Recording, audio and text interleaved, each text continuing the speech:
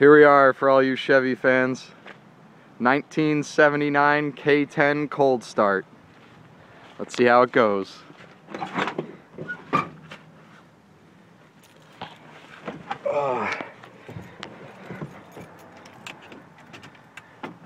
Pump it, pump it. Oh, make sure she's in neutral. Pump it. Yes! Oh, we died. Yes!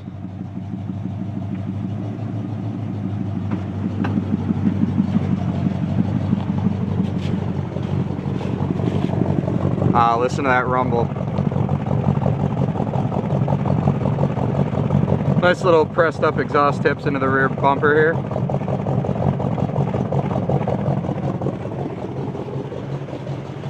Well, she's good to go.